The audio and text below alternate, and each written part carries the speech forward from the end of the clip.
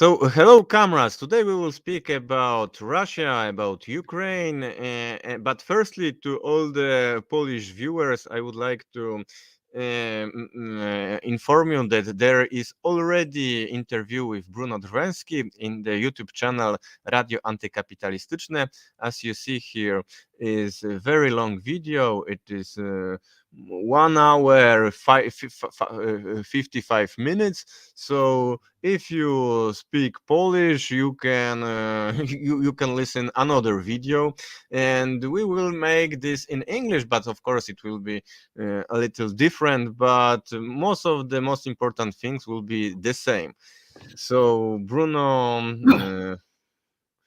you can start it. Yes, what I will begin with is the fact that it's a very strange war. It's a very strange war comparing with other wars we experienced the last 30 years. Because, of course, it's not the United States that appears as the main player, even if according to me, they are the main players, but not really visible like in earlier wars. That's one aspect of the issue. The second aspect is we have a lot of hysteria all over the world, and especially all over the so-called Western world, because in the third world country, this hysteria doesn't really exist, and it's very important to understand that this war is very typical of the change of the balance of power in the world affair, and to a certain extent, Russia is appearing as the forefront of basic changes in the world balance of power, whatever we think about the former balance of power we knew, and whatever we think about the new balance of power that will appear after this war. It means whatever we think about what is Russia now. So that's an important point.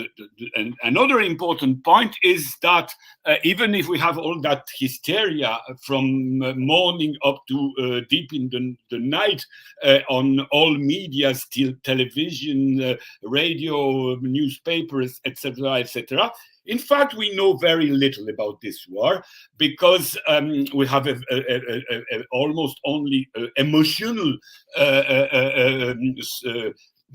I would not say information. We have emotional reactions.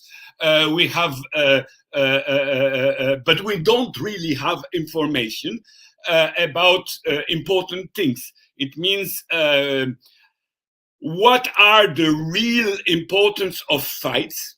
Because if we look at, for example, the number given by the United Nations of civilians that were killed during that war, of course, every civilian killed in a war, it's a tragedy. That's of course. But anyway, if we compare the number of civilians killed in this Ukrainian war with the number of civilians killed in former wars like Iraq war, Syria war, Yemen war, Gaza Strip war, and so on, the number of civilians in Ukraine that were killed during this war is 10 times less. So what does it mean? Are these statistics false? Maybe, why not? Or the war is not so tense as it appears. And I think it's one hypothesis that we have to think about, because when they show us on TV screens these wars, they show us one building or one street or fights, but mostly fights between Ukrainian, I would say, fascist groups and the Russians, but they don't really show the regular Ukrainian army, not to talk about, of course, the Russian army, because we have no journalist on the other side of the front, which is something also very, very scandalous, I would say, from the information point of view, because I remember I made my political school during the Vietnam War, and we had journalists going in the so-called Viet Cong areas in the countryside, taking risks, going to North Vietnam and so on, and it was considered as normal that if you have to have information about the war, you have to have journalists on both sides. Now it's a complete different reaction. They are cutting Russian sources of information, not to talk about journalists which would foreign journalists, Western journalists that would go on the Russian side to give us information we cannot have from the Ukrainian side. So because of all of that, I think that maybe in 2 or 3 weeks, we will discover that the way the war was carried on the ground does not fit to the image of the war we have on our TV screen for people who are still looking at TV, because I think that it's worthless to look at TV by official TVs by our times, especially when alternative TVs were forbidden in the Western world, as we know, since Russia Today was forbidden. So that's an important issue. But another important issue which is not taken into account is the economical issue. For example, they talk about the fact that the Kiev city is almost completely surrounded by Russian troops. They talk about cities like Kharkov or Sumy or Mariupol, but Mariupol is a specific situation. But Kharkov, Sumy, Chernihiv, and so on, which are surrounded by Russian troops. Okay, but what I would like to know is how is food delivery going to these cities, how electricity is going to this city, how gas is going to this city. Because if in Kiev or in Chernihiv or in Kharkov, we still have food in the shops, we still have gas in the kitchens, we still have electricity, it means that there is something like a cooperation between local administrations and the Russian army. Because in another situation, all this food supply, for example, would be cut,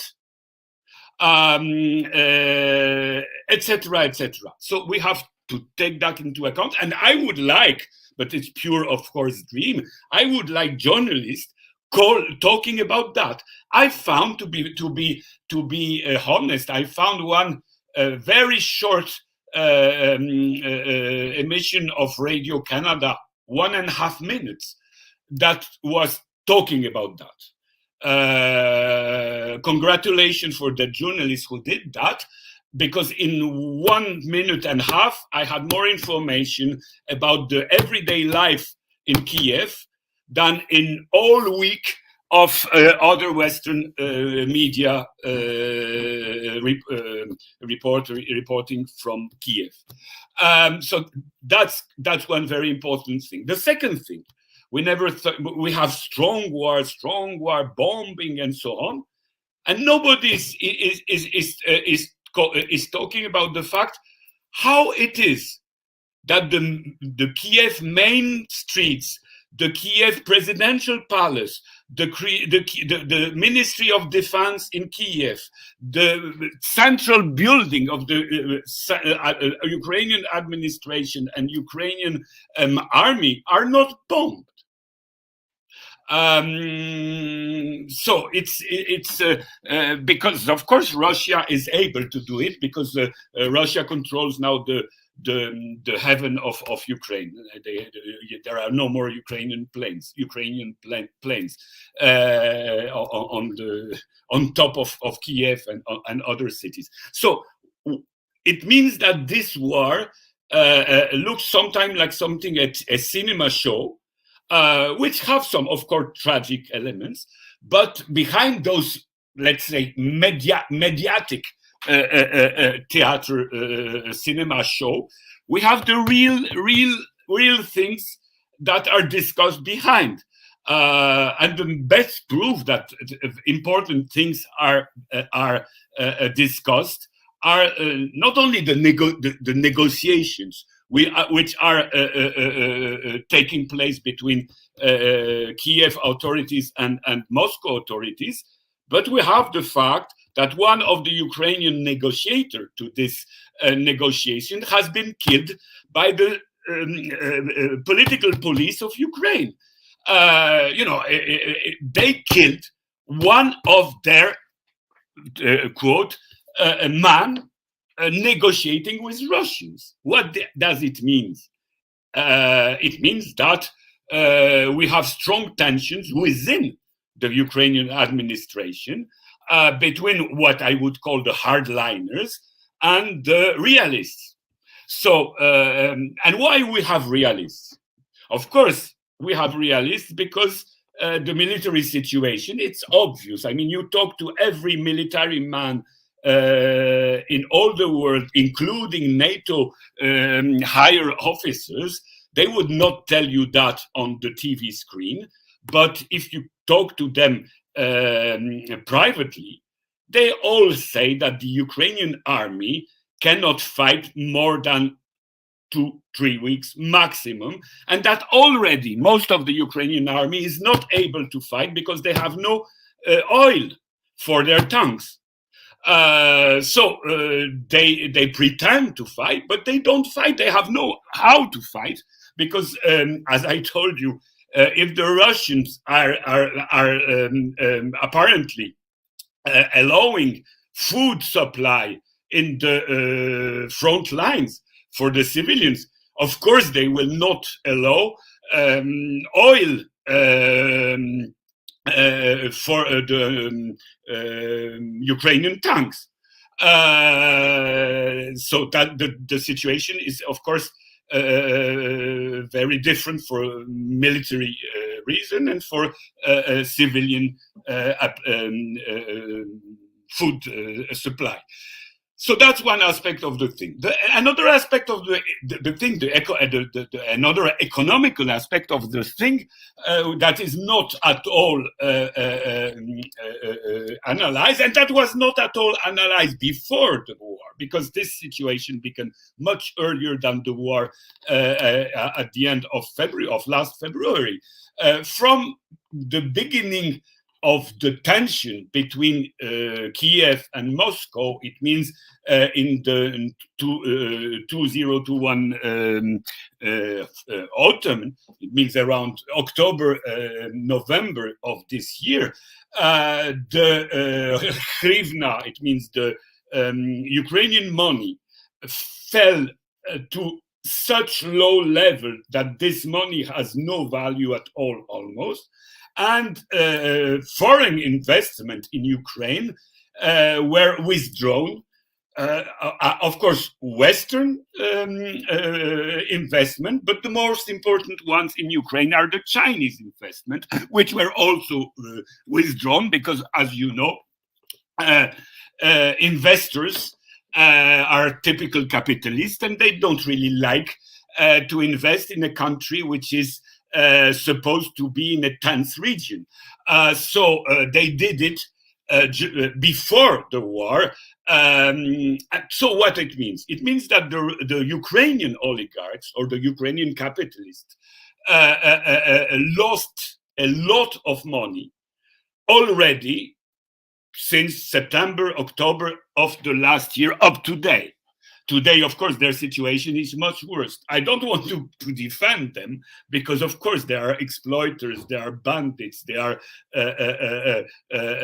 gangsters.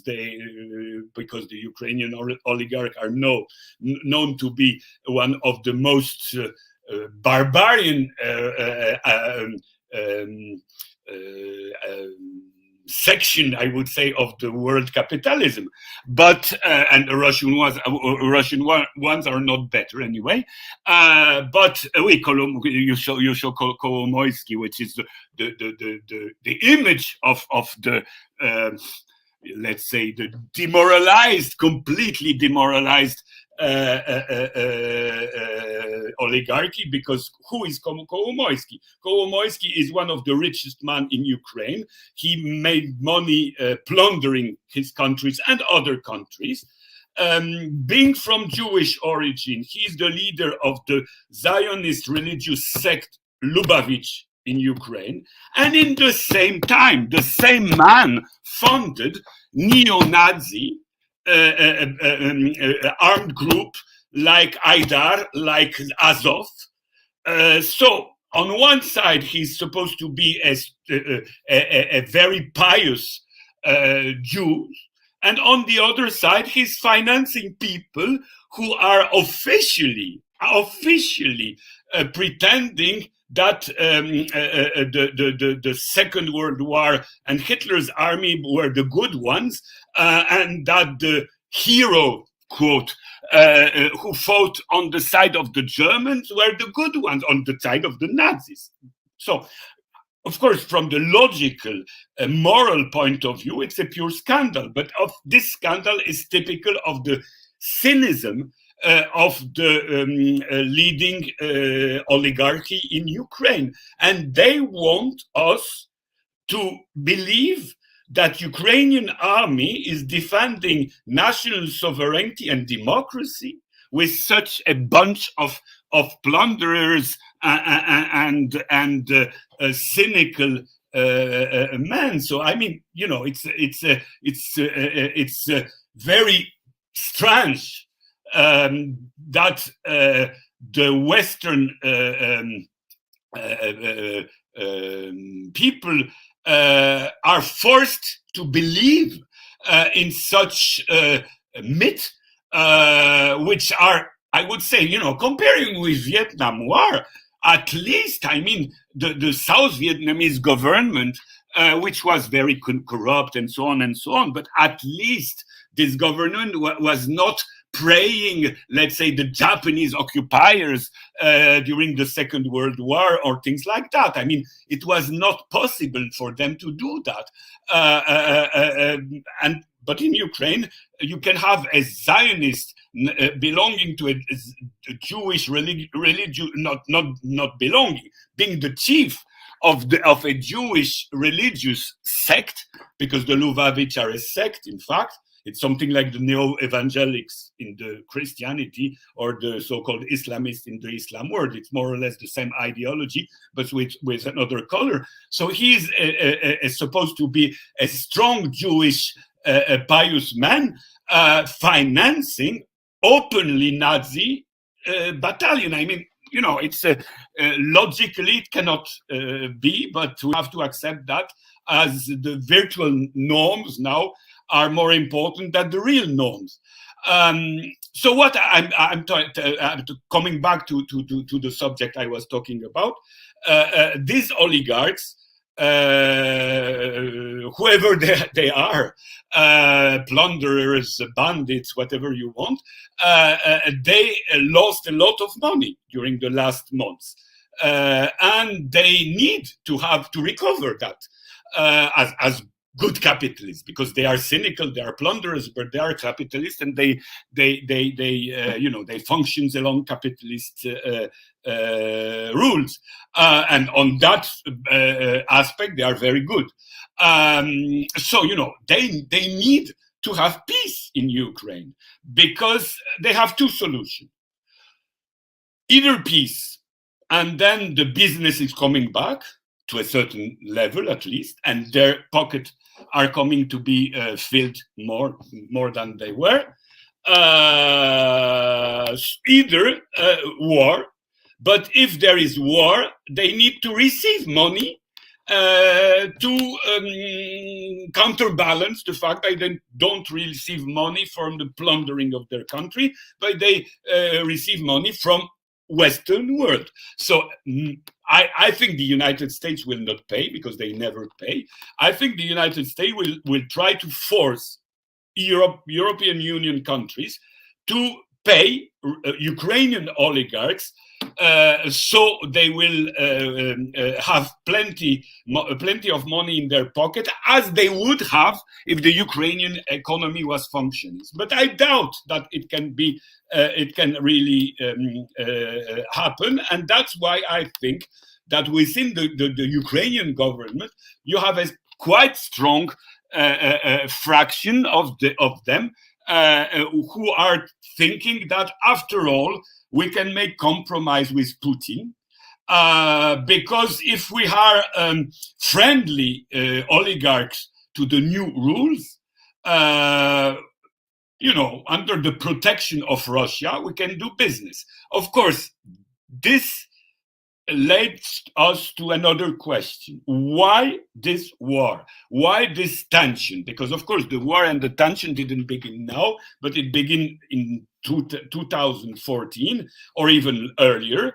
And, of course, these tensions and this war are to a large extent due to the American interference in Ukrainian affairs. And not only in Ukrainian affairs, but this tension was aimed against Russia, as we know, because United States wanted to push Ukraine to join NATO, which means concretely that Moscow would be 4 minutes from a US missile if Ukraine joins NATO. So that's one aspect of this war. But the second aspect of this war is the anti-European aspect of this war, because this war is led by the United States also against the European Union, and especially against Germany. Because as we know, Germany is the only European country which has not deindustrialized during the era of neoliberalism. It's the only European country which products something else than arms.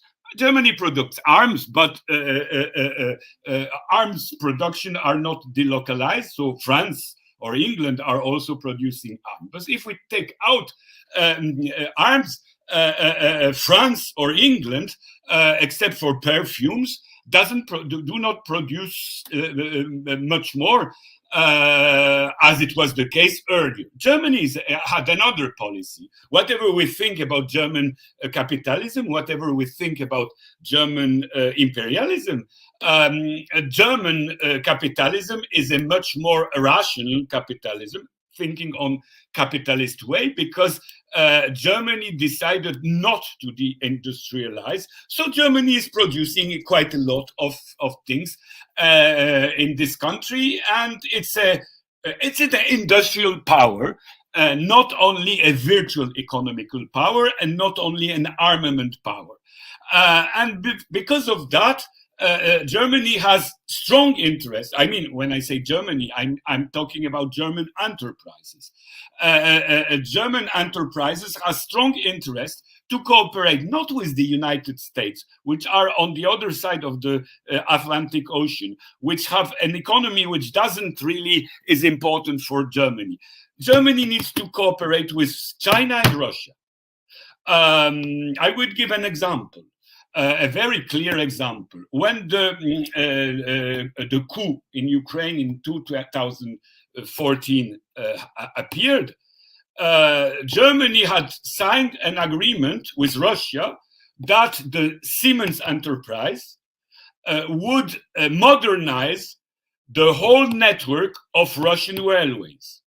If you look at the map of Russia, you understand that the modernization of Russian railways is it's a contract you dream of for centuries. You have just to look at the map. So you can imagine how Siemens was deceived when the Americans forced Europe, and especially Germany, to decide the first sanctions after the Maidan so-called revolution, colored revolution. You can imagine what the owners of Siemens thought about this situation. You can imagine. You can also imagine, and that's very interesting, because I'm not an enthusiast of the German trade unions, which are, completely collaborating with capitalism. But DGB, the German trade unions, were equally deceived by that decision as the German capitalists. And if you look at the German scene now, you understand that the German capitalists and the German trade unions are trying to push Germany to behave the most moderately you can concerning either Russia, either China, because it's the interest of German enterprises. It's the interest of the German capitalists, and to a certain extent, it's also the interest of German workers to have a network of cooperations with growing economical economies. And that's a very important point, and that's what the United States are succeeding for the moment to fight against. Because, as you know, Federal Republic of Germany was created by the United States. So from the very beginning, the whole state apparatus in Germany, or in other countries of Europe too, but especially in Germany, is completely controlled by American influence networks. You have to read, for example, the book of the former German journalist who died after his book was published, Ulf Kotte, who wrote a book about how German journalists are all bought by the CIA. Of course, Ulf Kotte is a right-wing man. So that's our problem in the left. When you tell, Ulf Kotte wrote that, you have a lot of pseudo-left that say, but he's a right-wing man. But, truth is truth. When a right-wing man is telling us to take umbrella because rain will fall, I take my umbrella. And don't ask if it's right wing or left wing. So when a right wing journalist is giving information about how the German media were from the very beginning after the Second World War controlled by U.S. intelligence service, I can think that it's more the case of bureaucracy, of state administration of Germany. And of course, so Germany is divided not along the Berlin Wall, but Germany is divided between the state apparatus, which is controlled by the United States, and the state apparatus, the army, and all these institutions, and the justice and the medias and so on, and the capitalists and trade unions, which are pushing their interests against those policies. So we have something like a civil war in Germany,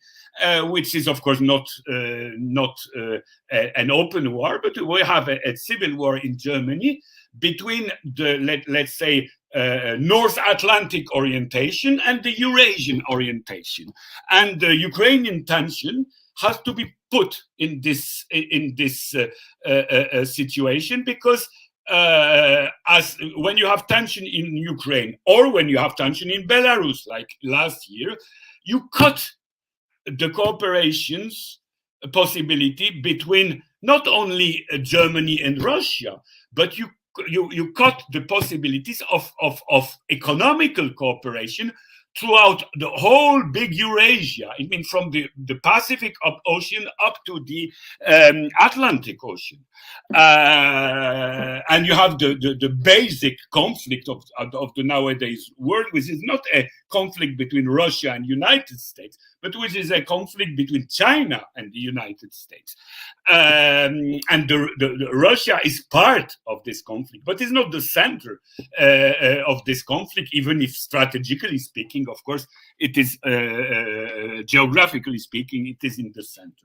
So that's very important to take into account. The second aspect of this, and I arrived back to the Ukrainian situation, is that, as I told you, those oligarchs are now maybe divided what to do from now. But we have to ask question why they were so anti-Russian during the former years. As I told you earlier, those oligarchs are completely cynically, politically speaking. And what it means they are not interested in nationalism, in Russophobia. All that for them is just a matter of instruments. Basically, they don't care about Ukrainian nation, Ukrainian nationalism, and so on. They just use these tools to fight with Russia. And why they wanted to fight with Russia? They wanted to fight with Russia for a very basic reason. Very few journalists talk about it. It means that we have in former Soviet Union, all over Soviet Union, former Soviet Union, except Belarus, we have a situation where the capitalism allowed the creation of what is called capitalist oligarchy, which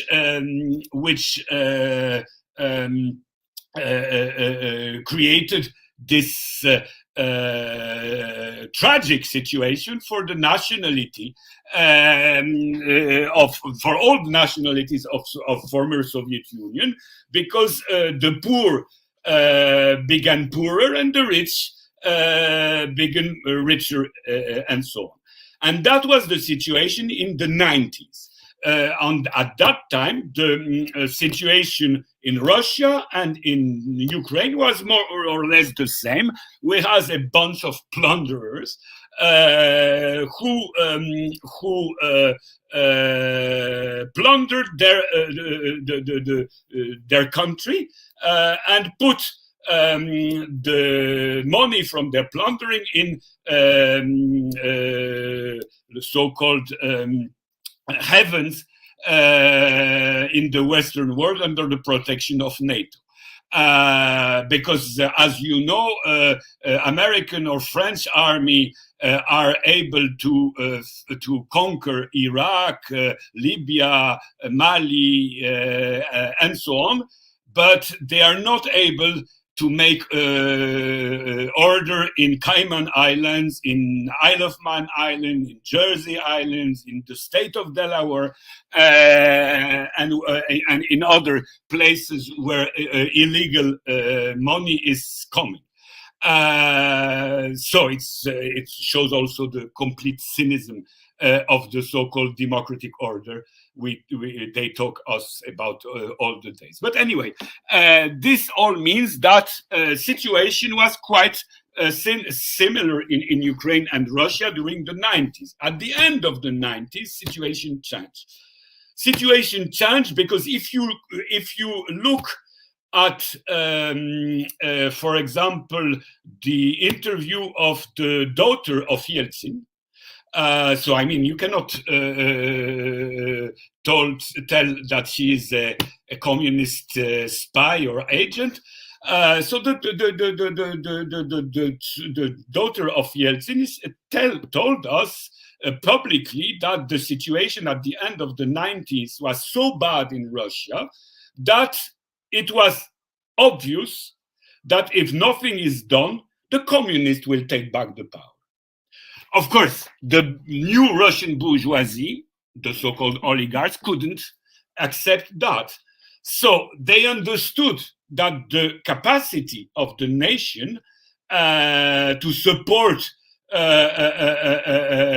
all the reforms, so-called reforms carried on in the 90s is finishing, and that something has to be changed, and that produced Putin. Whatever we think about Putin, Putin realized step by step a policy which didn't, of course, created a social state, not to talk about a socialist state. But anyway, he managed to force the Russian capitalists to accept that the political power exists and that they have to submit to it, and that they have even to pay some forms of tax. And this made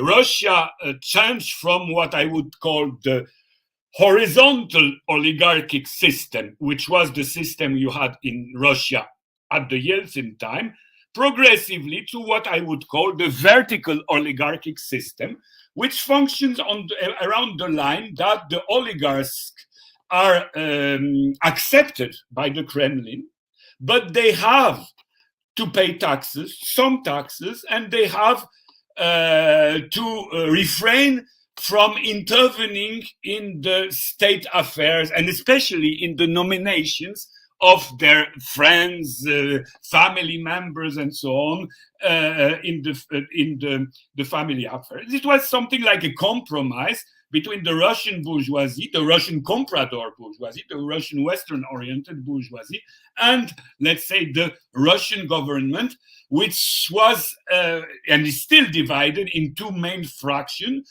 what is called the economical fraction, which is oriented toward West.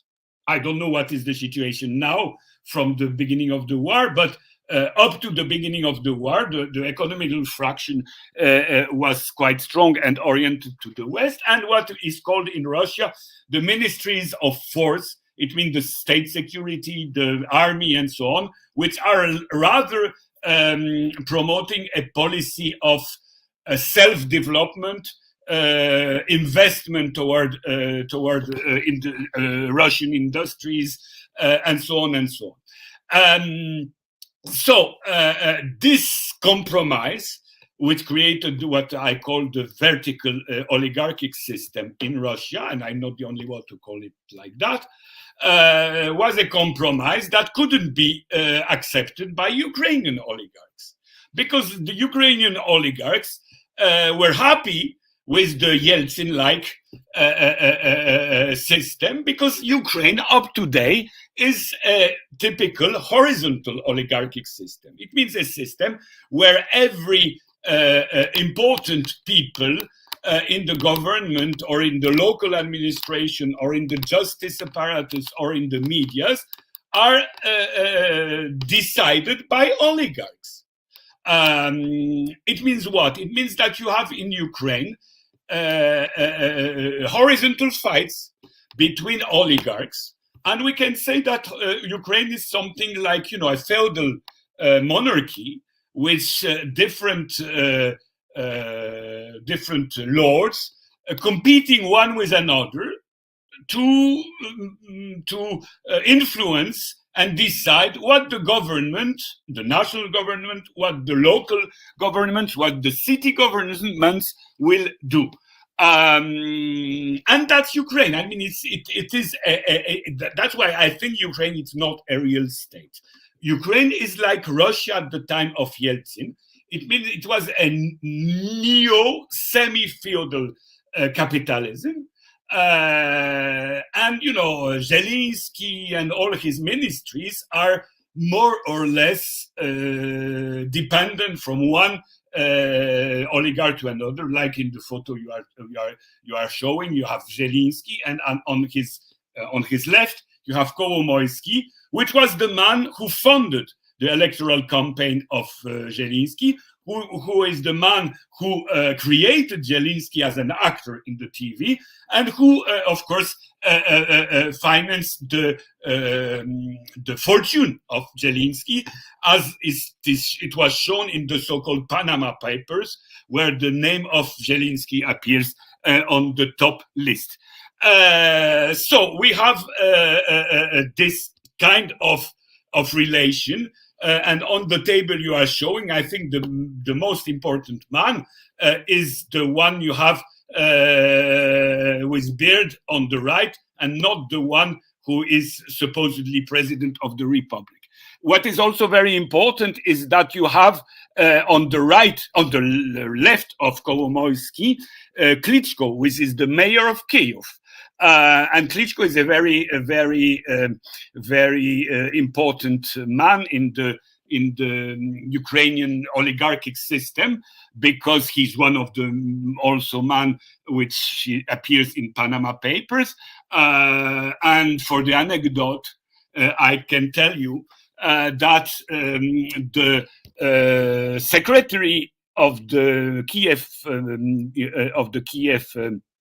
administration, the Kiev city town, is a Russian from Uzbekistan, fighting for a free Ukraine, I would say, but who is able to pay in France 130,000 euros per week in the Alps.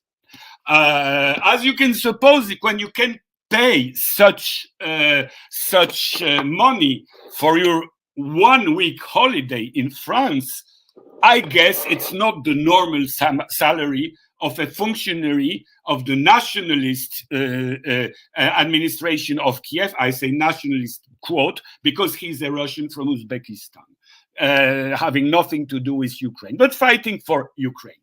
What it means, it's not fighting for Ukraine, it's fighting for the interest of this bunch of oligarchs who took control of Ukraine.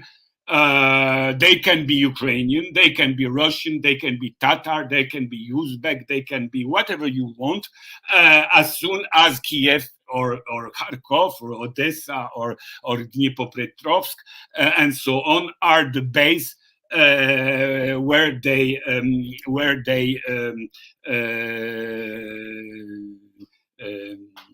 take the money from. So you can understand that the real reason of tension between Ukrainian oligarchs and Russia has nothing to do with nationalism, with Russophobia, and so on. These are only tools. The main aspect of that is that Ukrainian oligarchs, up to recently, were opposed to the Russian vertical oligarchic system, because, of course, for them, the Ukrainian horizontal non-state system, I would say, is much more convenient for them. And that's the real reason of the tensions between Kiev and Moscow. The real reason for this war has nothing to do with Ukrainian independence, Ukrainian freedom, Ukrainian democracy. The real reason is only that they compete using nationalism on both sides. I mean, if you look at Putin's discourse from the beginning of the war up to now, of course, if we are Democrats, I would not say even if we are leftist or communist or Marxist or whatever you want, a lot of aspects of this discourse is unbearable. So Putin is not our man. And Zelensky is not better than Putin, and on the contrary, they are all fighting for a world we don't want. But in the same times, Russia occupies a place in the world balance of power, which forces Russia to stay mostly on the side of the so-called emerging powers or counter-hegemonic countries. And that's the reason why they are more or less forced to support such countries as Cuba, as Venezuela, as Bolivia, as Mali, as Central African Republic, as China, as Korea, as Iran. It means more or less they have to support more independent countries, more independent economies, but it doesn't change the fact that as a man and as a tool, Putin is apparently, I don't really know who he is in person, but he's serving the interest of very reactionary ideology in Russia. Maybe he will change. I mean, he changed quite a lot of times in his life of ideology, so maybe he will change another time. But for the moment, of course, we cannot consider Putin as a man engaged in the progressive direction for social and ideological reasons. But, of course, we have to analyze what is the balance of power. And the balance of power in the world is clear. On one side, you have the unipolar world controlled by the United States and their 800 and more military occupation bases all over the world. And on the other side, you have Russia, China, or Iran, who have no bases outside their country, or very few, because Russia has, I think, 11 bases, military bases, and China 1 base outside of their country. So we cannot say, like the Trotskyists are often talking, that we have two imperialism competing. Maybe Russia would like to be imperialist, why not? But for the moment, it's completely impossible. Russia has no capacity to compete with the United States on the same level. They don't control banks, they don't control money, they don't control military power all over the world. But, and that's very important, United States are the central power of the world, but they are the decaying power of the world. Capitalism arrived, according to me, to the end of its capacity. And this forces more or less independent countries to change in a way that objectively open the way towards socialism. Of course, Putin is a pure anti-communist, reactionary man. I mean, his administration, let's say, to a large extent, but he's a realist, and he cannot accept to be clients of the West, because he understood one thing, which was formulated by Zbigniew Brzezinski, that the West, the United States, cannot accept any Russia. It means including a purely capitalist Russia, because it is a too big country. And a too big country, more or less, earlier or later, will compete with the main power. And that's the reason why, if you look at the US policies during the last 30 years, not only Russia, but all relatively big or important, even regionally speaking, countries are pushed by the United States to be divided. We have, of course, now I talked to you about Russia, but if you look what happened in Iraq, what happened in Libya, what happened in Sudan, what they tried to do in China with Xinjiang, with Hong Kong, with Taiwan, with Tibet, what they tried to do in Iran with the Baluchistan, what they tried to do in Pakistan with the Baluchistan also, and so on and so on and so on. You understand that all over the world, United States establishment cannot accept any country which is more or less coherent, which is more or less independent, and which is more or less demographically speaking or territorially speaking important, even if this country is purely capitalist. And we have Bruno. of reports in United States agency, or in Israel states agency also, advocating for the division of countries. And of course, Brzezinski wanted a Russia divided in 5 countries. Bruno, I would Like like to Americans comment are this now map. fighting for a Syria divided in 4 countries. Bruno, I would like comment this map. This is the map of Ah, the vote in the United Nations. And I would like to remind all the viewers that the majority of the population in the world, people who live in China, in India, in Egypt, in Mexico, in Brazil, in South Africa, it is the most populated Iran, the most populated countries in the world. And together these countries who are voting that they are neutral in this war, this is the more than 50% of the population.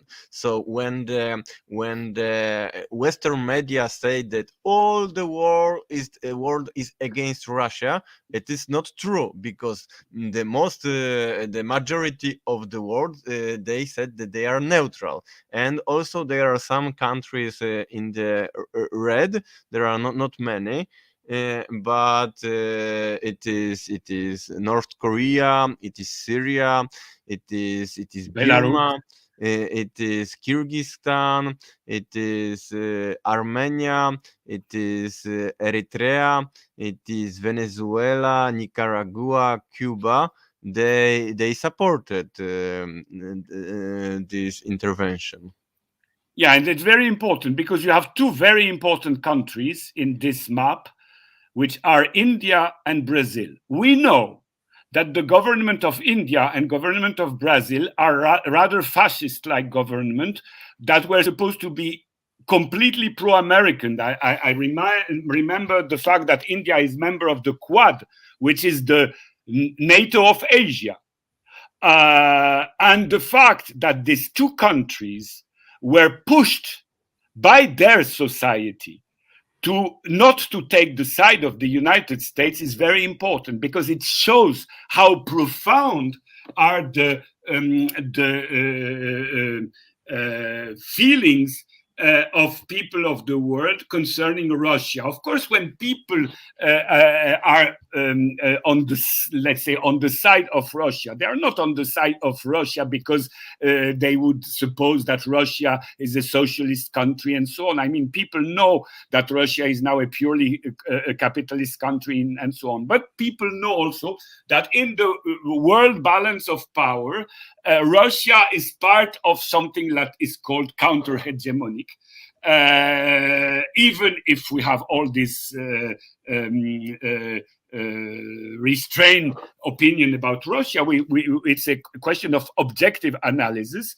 And of course, Russia is not popular because of its system, a political or economical system, but because in the balance of power, Russia is obliged to fight for a multipolar world in which she would have a place equally to other countries.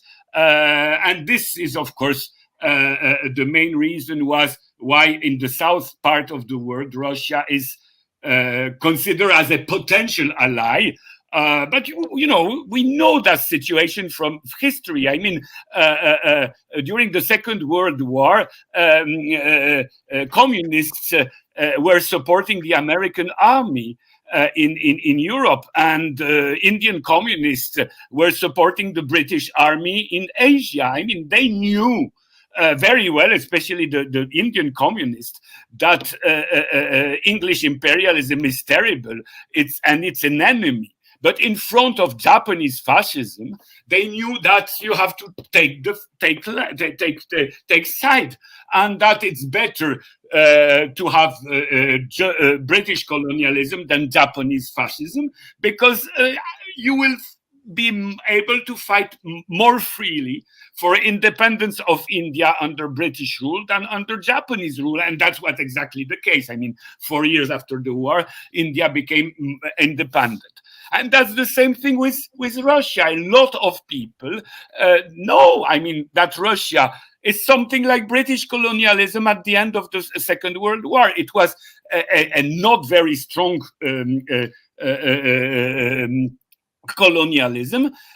So you can do out of it quite easily an ally, a potential ally. You cannot do now with the United States. You could do it with the United States after the Second World War. And that's the reason why up to 1956, the United States were quite often considered as allied by progressive movements in Europe during the Second World War, or progressive movement in the Arab world, for example, in the 1956 invasion of Egypt by England and France. I mean, the Arab masses knew very well that the American imperialism is not a good imperialism, but they knew that you can base on it against British and French and Israeli rule. So they get the support of American imperialism to free themselves and win the war of 1956. After what, very quickly, Nasser switched on the Soviet side. Understanding that now you have another potential ally, which is much more truthful than the American one. So that's more or less the same situation we have now in the world. I mean, the masses of the South, of the global South, understand that in the new fight for the change of world balance, Russia, China, Iran, Cuba, Venezuela, Belarus, North Korea, they have very different social systems. They have very different economical systems, but objectively, they are promoting, or they are forced to promote, counter-hegemonic rules and automatically multipolar world, which is, of course, a much better solution for, let's say, an African peasant than the unipolar world we are still living in. And that's why, for example, the masses in Mali welcome so well the military coup in Bamako, and then the expulsion of French army from Mali, and the solidarity of Russia, because they had another example. They had the example of Central African Republic. In Central African Republic, we have a civil war for the last 20 years. This civil war was, of course, managed by French colonialists and American imperialists to control Central African Republic. Of course, under the pretext of humanitarian mission and so on and so on. But for the last 20 years, situation in Central Africa didn't went to the better, but went worse. And at the very end, we had a president in Central Africa that decided that, along with French and American and other Western forces, he will invite Russian ones. And when the Russians arrived, they neutralized terrorist groups, so it made possible to organize election. And the Central African Republic had free election, in which, of course, the president of this country was elected, creating a situation where, of course, it's not ideal situation, but at least peace is back. Economical development is back, and Central Africa is not the heaven of terrorist group as it was. So this explains why Mali and Burkina Faso and Guinea are going the same way. And if you understand that, you can understand why in the Ukraine-Russia wars, they understand that Russia is a partner you have to take into account, and that Ukraine is just a puppet state.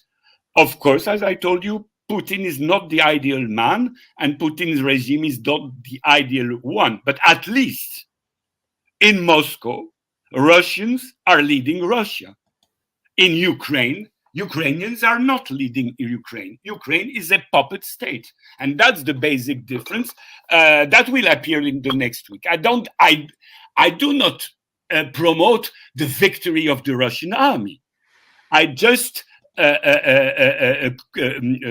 take in the fact that the Russian presence in the world is giving some opportunities which the Americans want to block, inventing wars, because the war between Russia and Ukraine is the consequences of course, a decision that had been taken in the Kremlin, and we can criticize that decision, of course. But on the same side, we have also to criticize and to denounce not only the fact that Ukraine is not an independent country, but the fact that Ukraine is having a murderous war in Donbass from 2014. That a lot of political parties in Ukraine are forbidden, that a lot of political prisoners are in jail in Ukraine, that a lot of political activists were murdered in Ukraine, and that, and another thing we don't talk about, mostly in our journal, in our media, is the fact that we have journalists in Kiev, we have journalists in Odessa, and they told us what is happening in Ukraine and so on, but not leaving their bureaus in Paris, Washington, London, Berlin, whatever you want, or Warsaw. They can just look on internet at the daily reports of the OSCE, which has 700 observers in Donbass from the Minsk treaties. It means from 2015.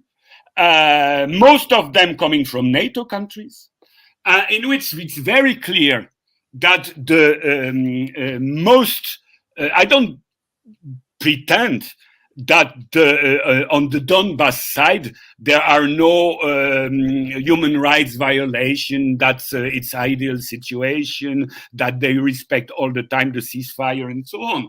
But if you compare what crimes are coming from the Ukrainian side and from the Donbass side, it appears very clearly that most murders, most ceasefire violation, most attacks on civilian buildings like hospitals, schools, and so on, kindergartens, and so on, are always coming from the Ukrainian side.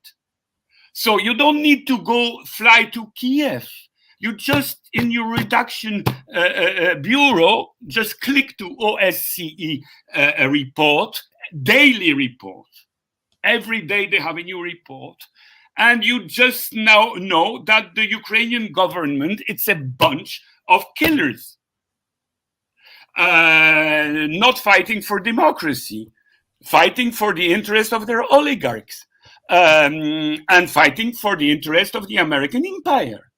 And then you understand that things are not so one-sided as it seems. Of course, Putin is not a democrat, according to, let's say, what we understand as democracy, as the people's power.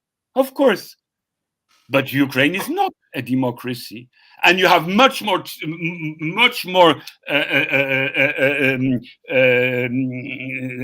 situation in Ukraine when you can get killed by political or criminal groups attacking politicians or journalists than in Russia. Of course, in Russia, you have also political repressions. But comparing with the situation in Ukraine, don't tell that Ukraine is promoting democracy, at least, because it's a bunch of lies. So we have to take that into account. And of course, every progressive people must fight for peace and disarmament. And that's the main thing we have to ask. But disarmament must be done on both sides. And when I'm talking about disarmament, I'm not talking only of disarmament of Russia and Ukraine. I'm talking about disarmament of the United States, because United States are the most important military power in the world, and they have much more arms than all other countries in the world. So we have to take that into account. Yes, the left forgot that one of its main objective is the fight for peace and disarmament, because from the moment Soviet Union failed, whatever we think about Soviet Union, you just look at the media.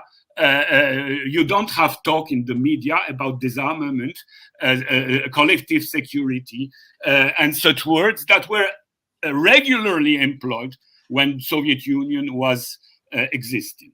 And it's not something symbolical. It's basic. Capitalism, it's war.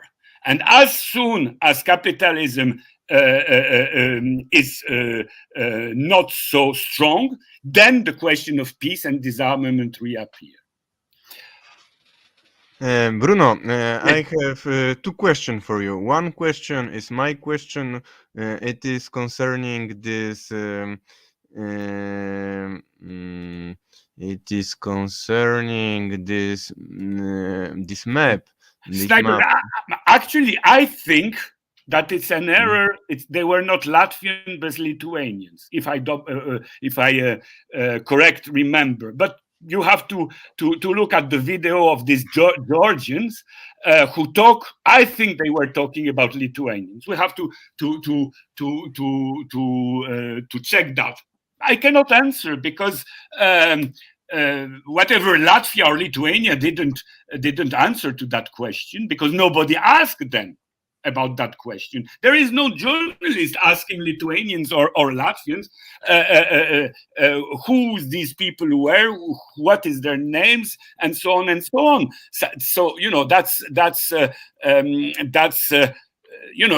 shows that our medias are completely censored because in a normal quote world we should have journalists asking government of an EU member country what they did about these snipers and who they are, where they are living now, did they receive money, what is their situation, was there an inquiry against them? I'm sure not.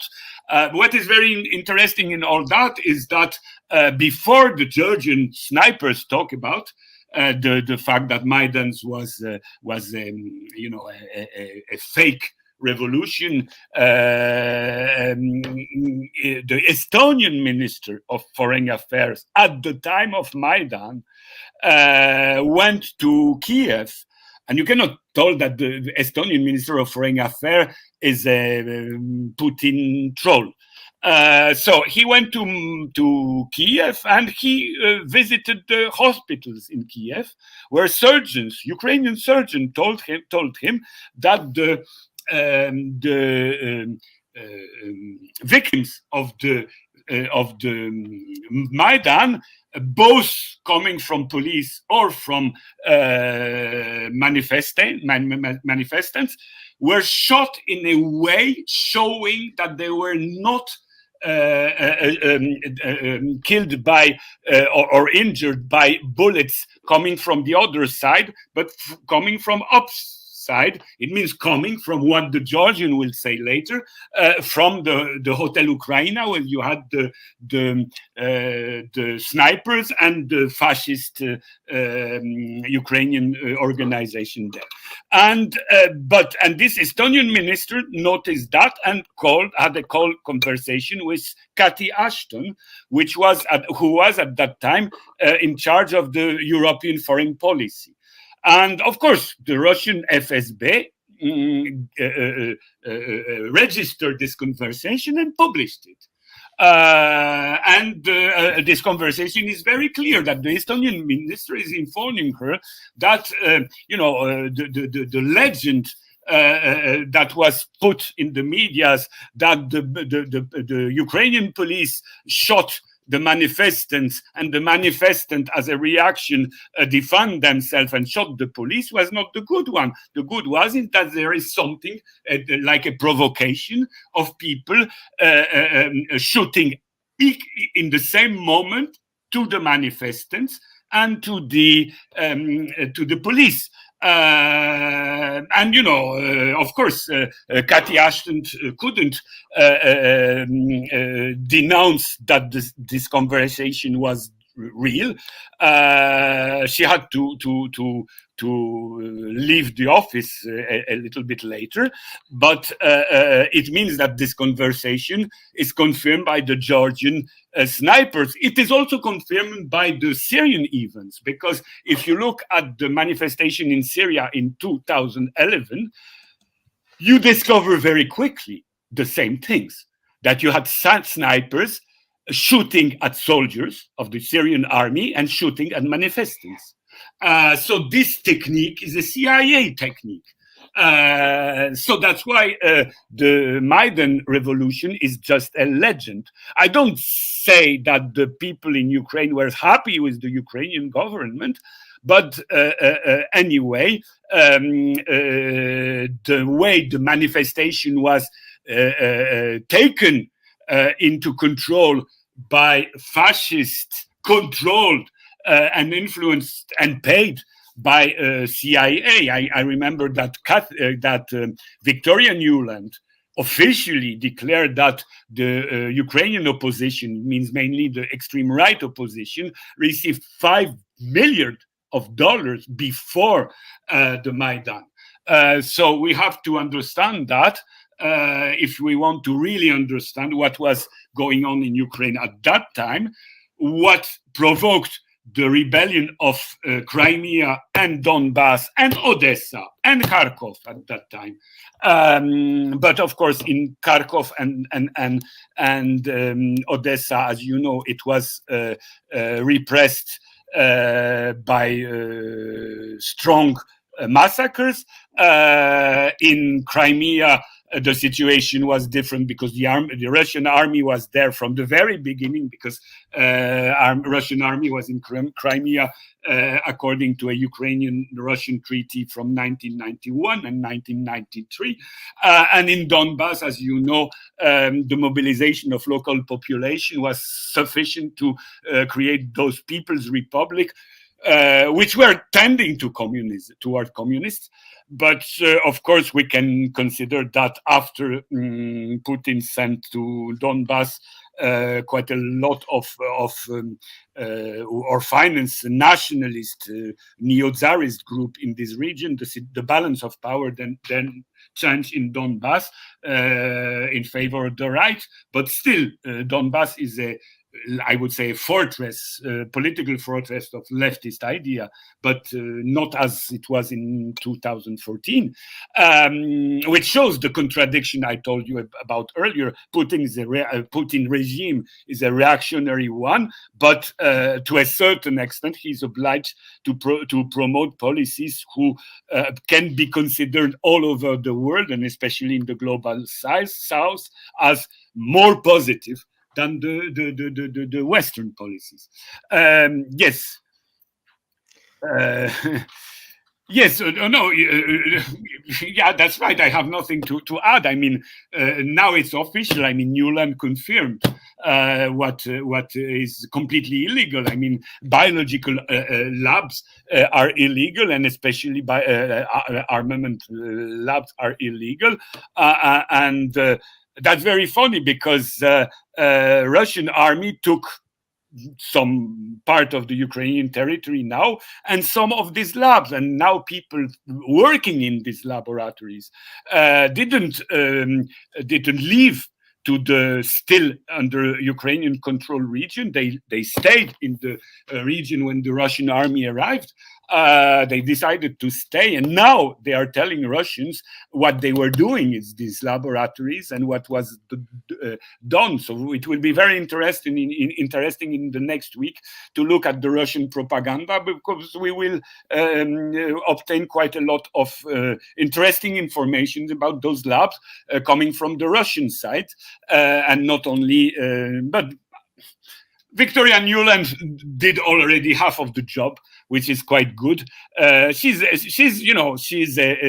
terrible person, but to a certain extent, she's positive in the sense that she told about those labs. And remember that in the during the Maidan, she shouted "Fuck the EU."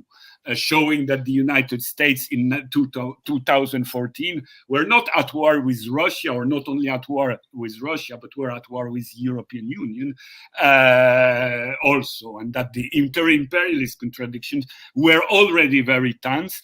And now they are more and more tense, and that's the reason why people in Europe should be aware that their masters, and the danger is not coming from Moscow. The danger in Berlin, in Warsaw, in Paris is coming from their master, which is in Washington and Wall Street. Much more strongly than in Moscow. I mean, only idiots can think that Putin is dreaming to have his army in Riga or Warsaw, but we have American army in Warsaw and Riga, and that's much worse because it's the present occupier of this land.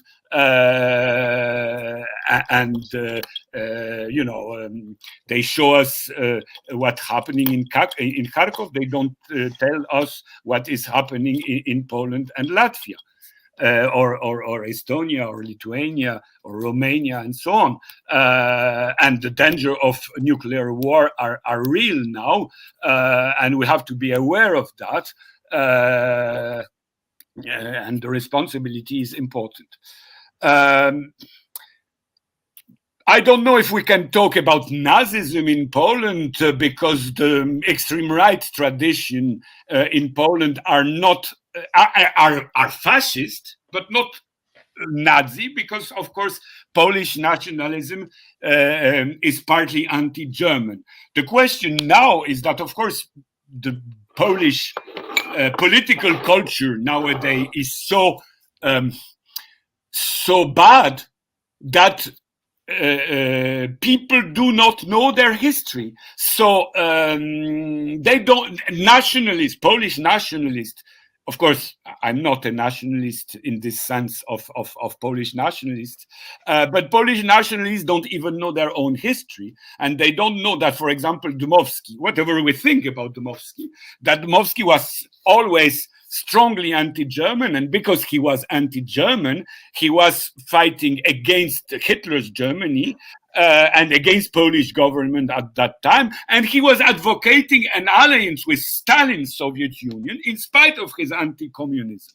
Of course, it can look very strange now what I say, but it's pure fact. You have just to look at articles written by Dmowski in the 30s, and you will see that he always was in favor of an alliance with Soviet Union against Germany, and he was in favor of an alliance against Hitler's Germany including. But the level of political culture in Poland is so low now that the so-called nationalists are just a bunch of idiots manipulated in a way they don't even are aware of. Of course, now in Poland, you can talk about denazification in this sense that you have stupid Poles that are supposing that Hitler was better than Stalin, and that Poland should have gone with the Third Reich against allies and against Soviet Union, which is of course completely stupid if you understand what means Hitler Nazi ideology, and the fact that the few people who, after the defeat of Poland in 1939, tried to collaborate with the Nazi were not only ignored by the Nazi, but some of them were shot by the Nazi, because the Nazi didn't want to have political collaboration with any Poles due to their Slavic belonging as Untermensch. So you know, to be Nazi in Poland, to be Nazi in the world, it's something that is unbearable and unacceptable. But to be Nazi in Poland, it's 2 times more unbearable because it's complete idiotism. Nazism, I can understand, not of course promote, but I can understand how you can have people of pro-Nazi in France, in Romania, in different countries. It's logical for reactionary classes to tend toward Nazism at certain moment of history. But in Poland, it's impossible. Because Nazism was so strongly anti-Jewish, as you know, but also anti-Polish, that Nazism has no sense.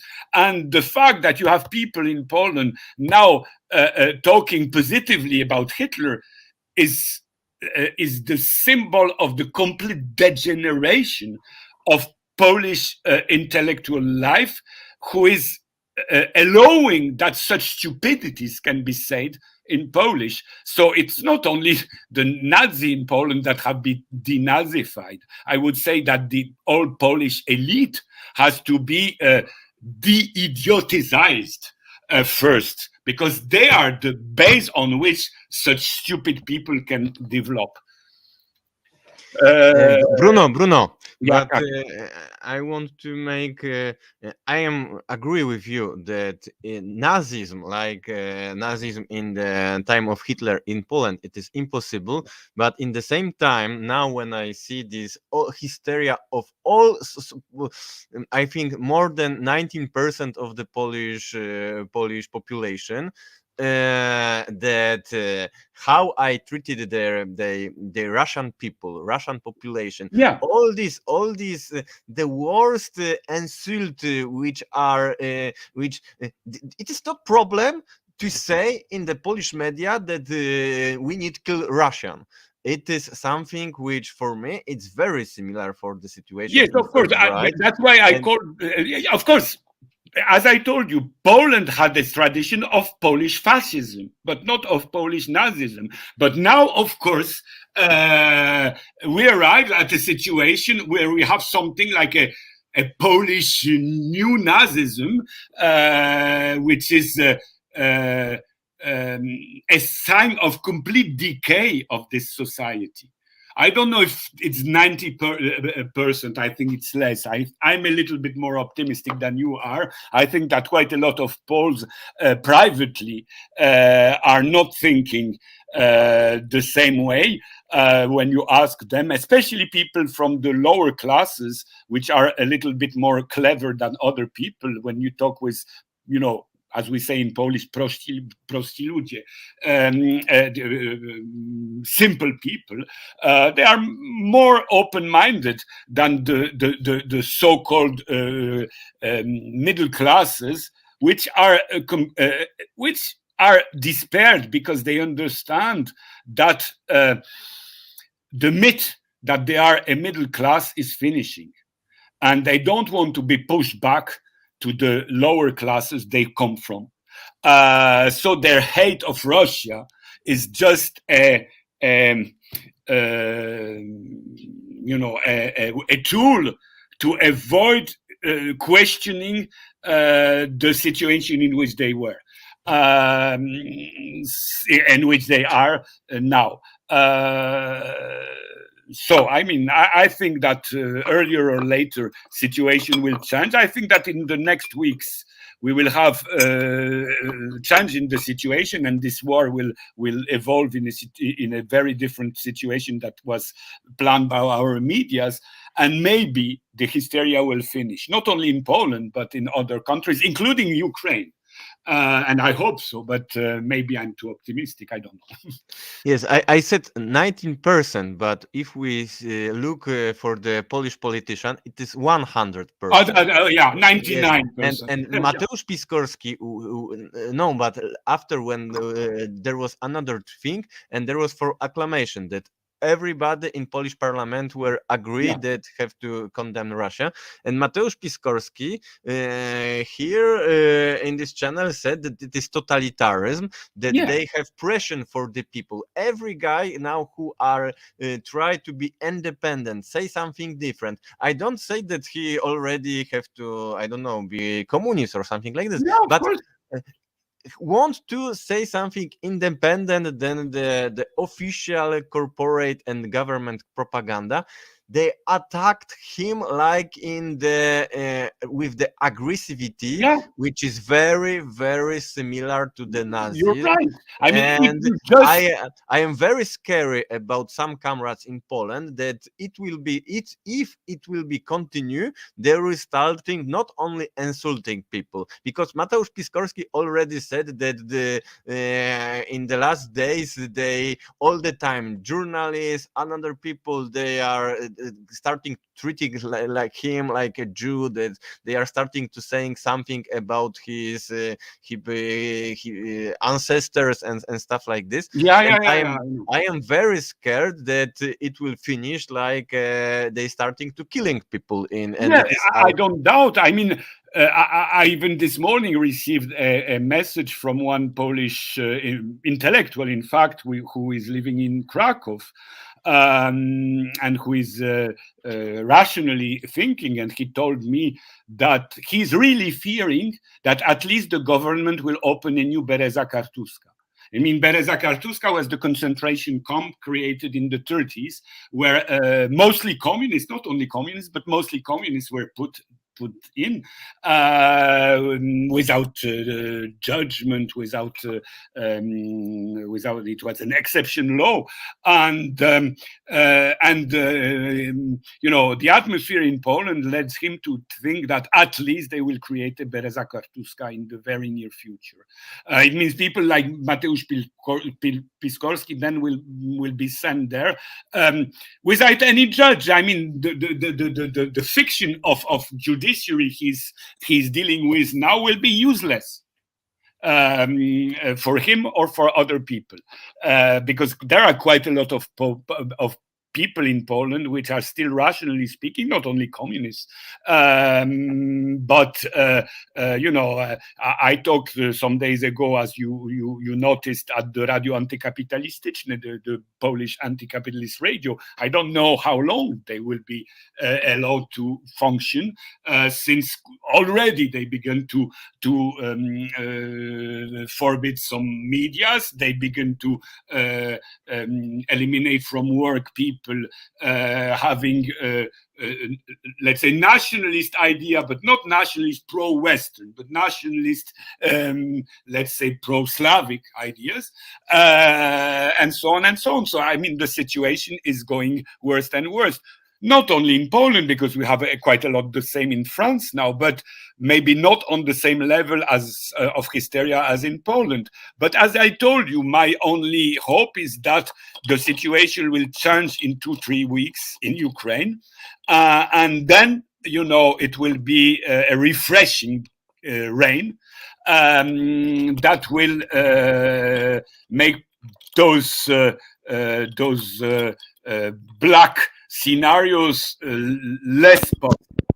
But that's my optimism. I don't know exactly.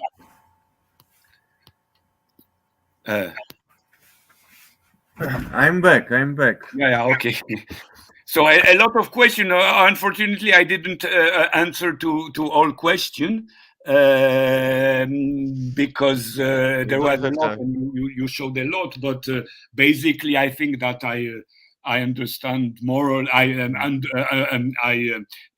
answered more or less to all aspects of the question I saw very quickly on the screen. Yes, but I wanted to ask my question, because Okay. I will return for this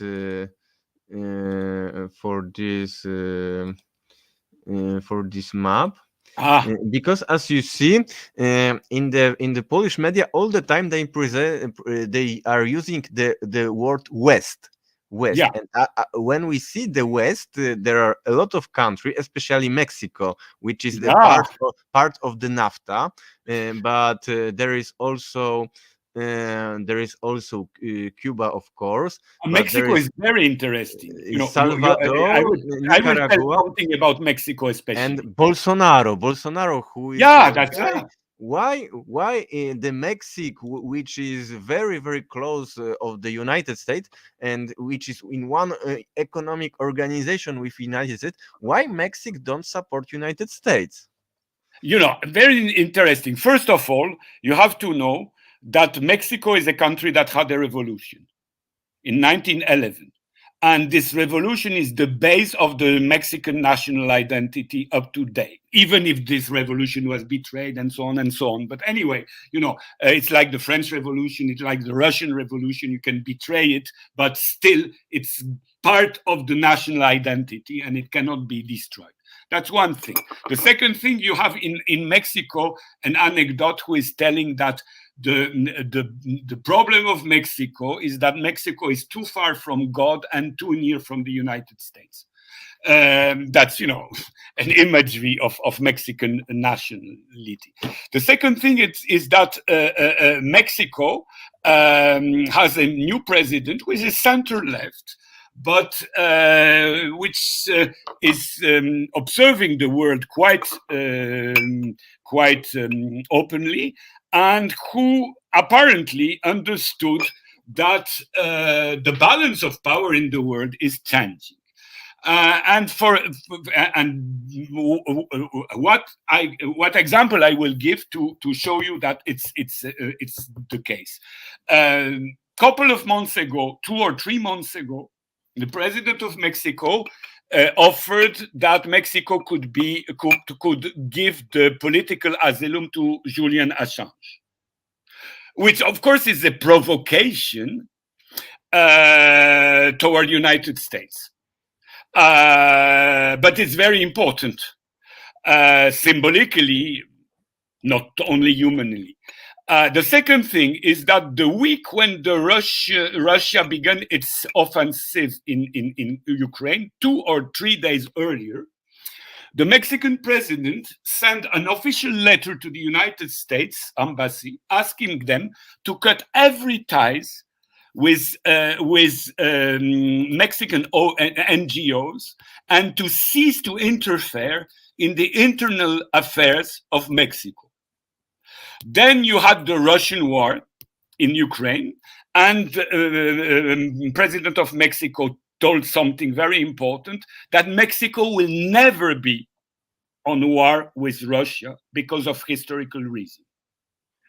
And the fourth thing was that the president of Mexico went to Cuba, and there in Cuba, he declared that Cuba should receive the Medal of Dignity because of its fight against the blockade for 61 years.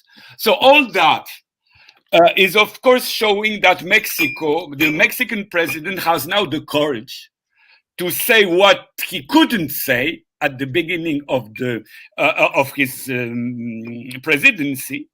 And if he has this courage, it means, that things are changing in the world, that the balance of power is changing. And he's using Russia or China or Cuba as tools to promote a better, a more equal relation with the United States. Of course, Mexico is part of the so-called ALENA with United States and Canada. Their economies are very integrated.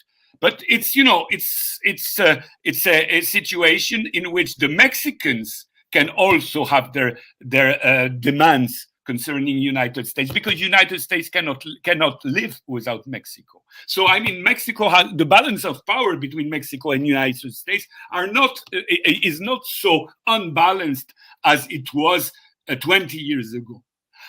So if the Mexican president can tell things like that or do things like that, it's showing that the balance of power is really changing, and that he can take some independent lines he couldn't take earlier, basing his policies on the emergence of China, of Cuba, of Russia, and of different powers, which are as we know, not ideals, some of them at least, but which are creating this multipolar world the United States cannot accept. And that's the same thing from Brazil. I mean, in Mexico, at least we have a left, center-left president, but in Brazil we have a fascist, a pro-American fascist. But a situation in Brazil is changing. Elections are near, and it looks that the left will win them. So Bolsonaro is going, is running for the electorate. Exactly the same thing as Modi in India. I mean, Modi in India is a criminal. I mean, he's killing people in Kashmir, in Muslims in all India, Christians in all India. He's fighting against lower castes in India.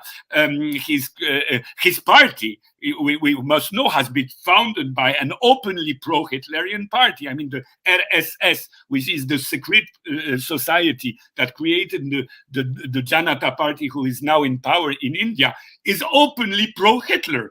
It's openly advocating the Aryan policy, the Aryanization policy Hitler carried on in Germany, because the Hindus are supposed to be, according to this theory, pure Aryans, and so on and so on. But in India, we had last year the largest strike in the history of all mankind. We had 250 million strikers.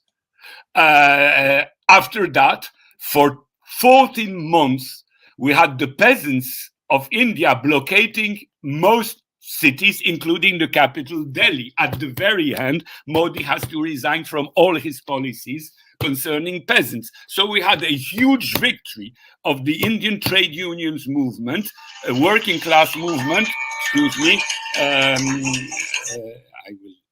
working class movement, but also peasant movement. And that's what is very important, because in India, we have very strong communist trade unions, which managed not only to organize workers, not only to have alliance with peasants, but who succeeded in creating unions for little, what we would call here little bourgeoisie, little shopkeepers, little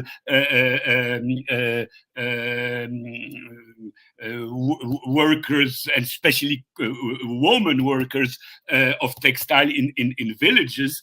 And because of this situation, Modi is forced to renounce part of his policies. And the fact that India, in spite of its Quad membership in the Asian NATO system, didn't take side of the United States in the present crisis, is due to the fact that the Indian society couldn't accept the fact that the India would be on the side of the United States. Because in the global south, people do understand that Ukraine does not exist, that Ukraine is just a puppet state of the American imperialism, and that they understand that whatever you think about the Russian expansionism, hegemonism, imperialism, call it how you want, the main enemy is the American imperialism, because it's a much more powerful, militarily speaking, than Russia or any other country in the world. So, I mean, an Indian peasant understands this very easily, much more easily than a Polish or French middle class leftist, because, you know, his level of life is not the same. I mean, the French petit bourgeois or the Polish petit bourgeois still believes that he has to defend a way of life in which he's supposed to have a stabilized life. And he's fearing that he will lose that in the very near future, which is the fact. because the Western economy is falling down step by step, but quicker and quicker. But that's the fault of capitalism. But in India, in Brazil, and so on, people don't have that feelings. They know that they must promote another world. They don't always know how exactly and which political system has to be created. They are not all Marxists and revolutionaries, but they know that the main enemy of the humankind now is the American imperialism, because, as I told you, they have more than 800 military bases in the world.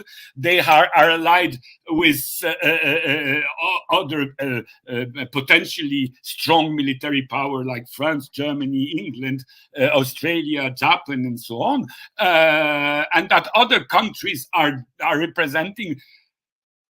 Russia, China, and so on are representing less than 10% of the military spending in the world.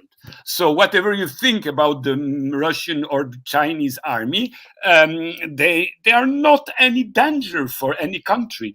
Americans are already in our lands. They are occupying our lands. They are our occupiers. And we have to see that. Like the French or the Poles knew that the Germans were the occupiers of their land, and they wanted to have American army or Soviet army liberating them from that occupation. Whatever they thought about Soviet Union or England or United States, they wanted to kick out the German occupiers, and we have to advocate the liberation from American occupiers, because they are the occupiers we have by now in our countries, and they are not only military occupiers, they are ideological occupiers, because you talk about the hysteria. I mean, this hysteria is managed by very well organized propaganda based on the Bernays psychological studies, and based on the so-called tititainment ideology promoted by Zbigniew Brzezinski. So it's all very well organized. Goebbels is a saint comparing to the actual methods of the American propaganda, which is 100 times more efficient than the Goebbels propaganda. Goebbels also based on Bernays psychological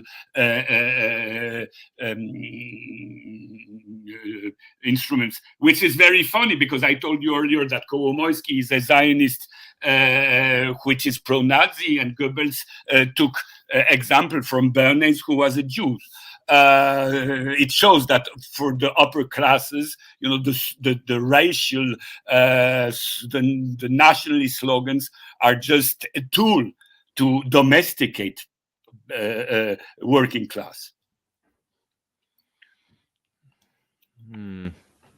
I wanted to show some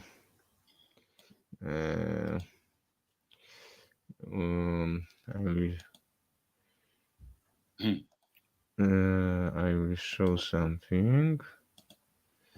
I don't know. It's I found it now. It's how many there are military base of USA? All over the world. Yeah. Yes, but it is in Asia 101 here. No, but Europe. it is not very. Okay, Bruno. This is very big subject. Yeah, of course. So We will talk about it in 2-3 weeks. Yes. So thank you very much for this. It's good to show that not all Polish people are crazy now. That we still think rationally and try to analyze. And I hope that. I don't know if you are agree with me or not, but it's I am using this when I speaking with my wife. Mm-hmm. Because my wife now is she is a lot. She have a lot of anxious about the Polish society, that now everybody in Poland are crazy. And I explained that in 1914, Yeah, in Russia, the Russian population also became crazy. They became crazy against Germany. It is the time when they changed the name of the Russian yeah, capital. yeah. They starting Petrograd. to make persecution about Germany, and now the Russian, and it was time when the Lenin, he was very disappointed of the The of Russian the society. yes, it's more important that he was disappointed about the second international, but also he was disappointed about the Russian population. But 4 years later, or 3 years Yeah, later, there was a revolution. the same Russian population, because it became the most revolutionary population in the world. And Yeah. I hope that this You example know that something that is never told in Poland. You talk about the hysteria of Russian population in 1914, but the hysteria was the same in Poland. Poland in 1940, in Warsaw, you had huge crowds of people chanting to the Russian army going to the front, but especially to the Cossacks, who were known in Poland by after the 1905 revolution, that they were killing on the street people manifesting against the Tsars. 10 years later, you had huge crowd applauding them, a woman embracing them. The Archbishop of Warsaw decided to lead a mass to the victory of the Slavic Russian army against Germany. So, it's one aspect of the Polish history that has been completely forgotten now, that the Polish can also be hysterically pro-Russian at some moment of their history. So, hysteria is something that is changing very quickly. Hysteria is something fabricated by upper classes, as you told, in Russia or Poland in 1914. 3 years later, it was this complete different situation. So, I think that the present hysteria also will not last long.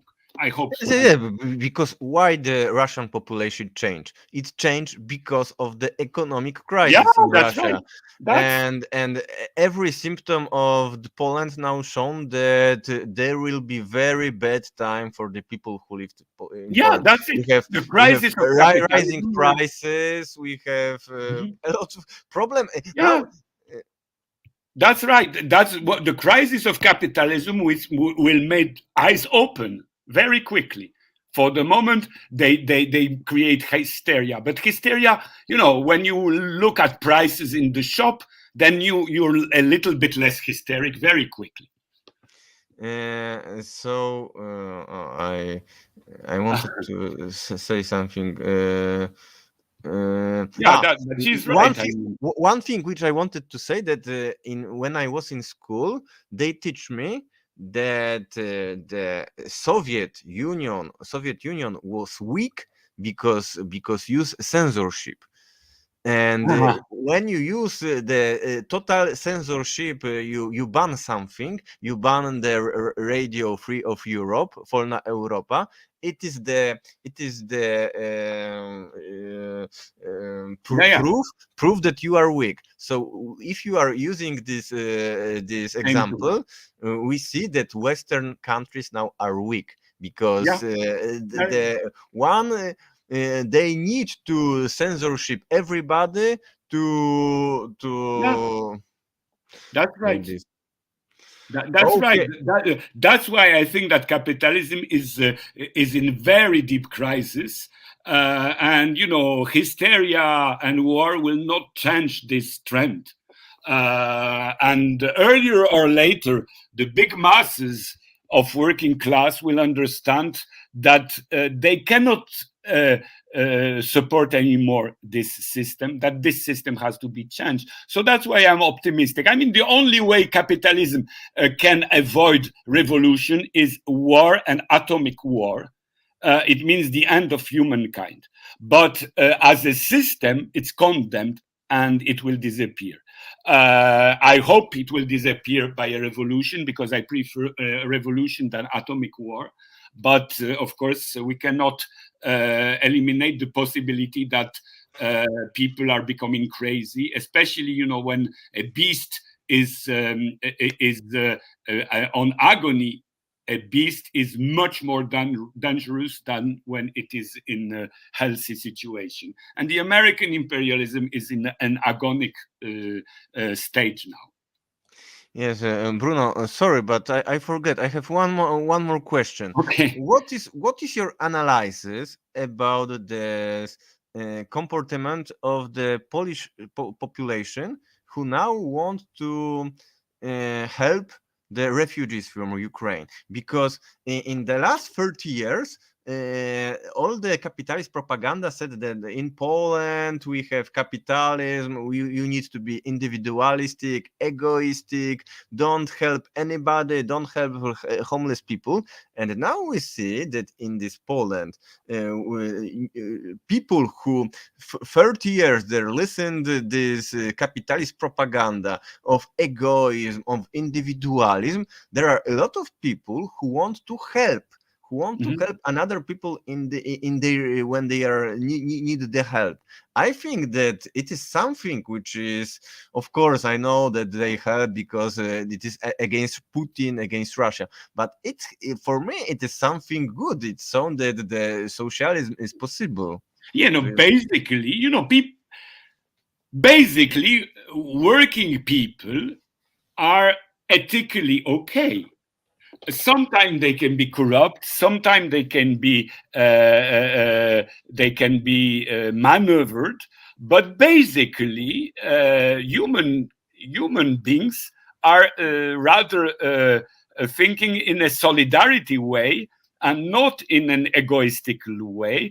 And of course, that Polish society is like other society. As soon as you ask them to be open-minded, they can be. Of course, you can exploit this, but it doesn't change the fact that people have heart, as we know, and this heart can be used. Sometimes manipulated, but basically it is a positive value. And of course, the reaction of Polish people toward refugees is good, even if I'm not so optimistic for the late.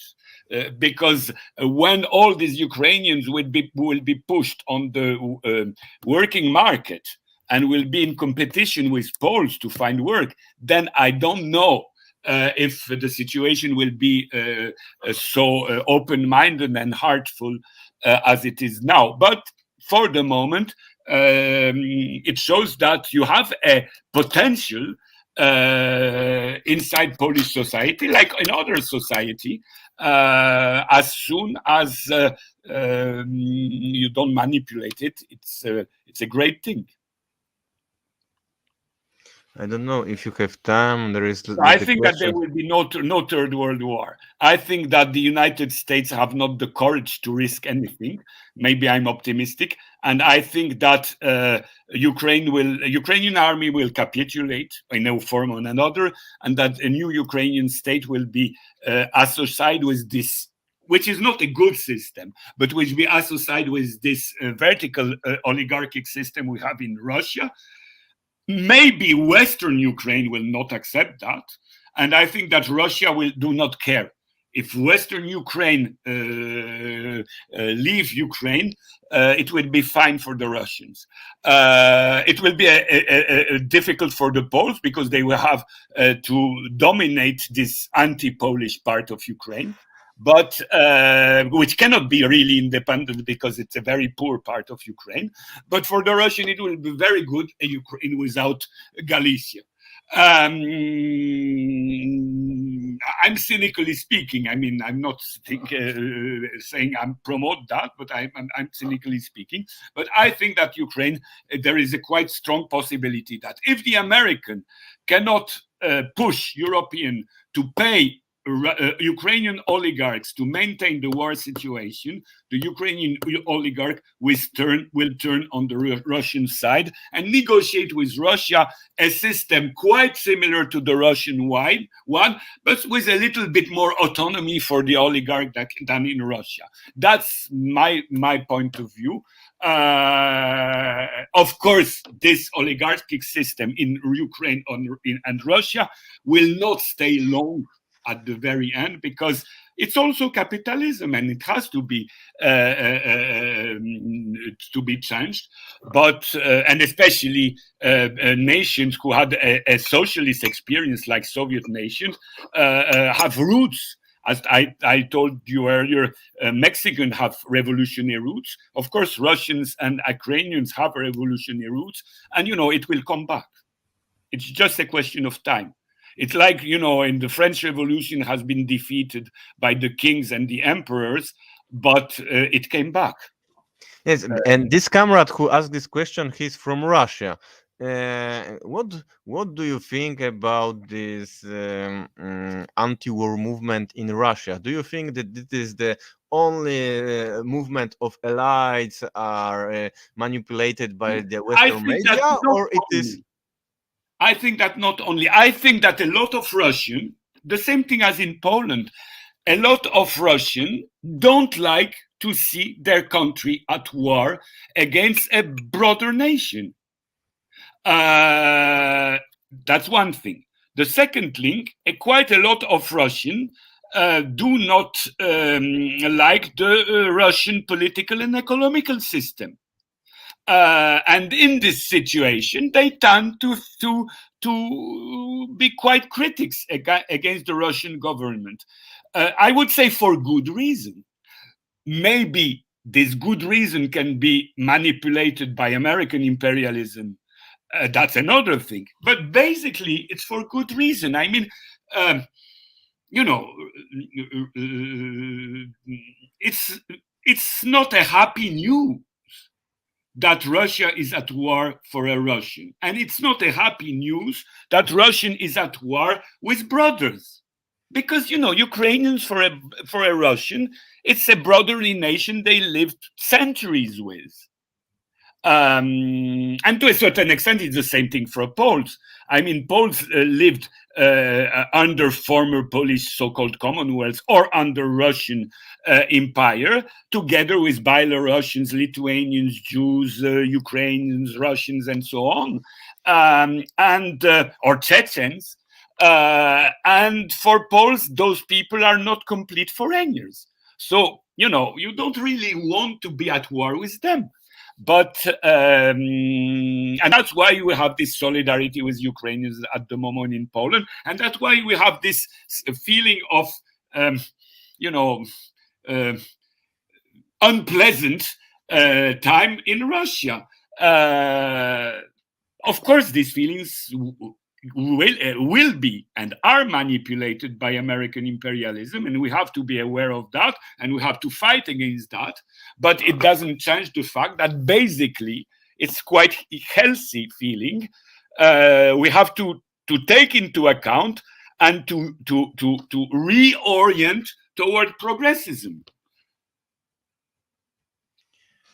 Okay, thank you, Bruno. So there is a very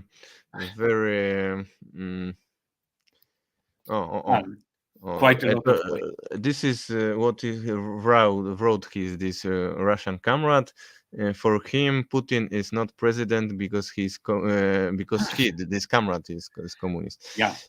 Okay, so we need to continue this discussion in 2 weeks or 3 weeks. I hope situation will improve if our channel will not be banned.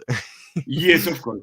Because of freedom of thought and democracy and because if we are not agree with the Western media propaganda, now it's a crime in the crime. It's a crime against democracy to be democratic. Yes, it's a crime against free world.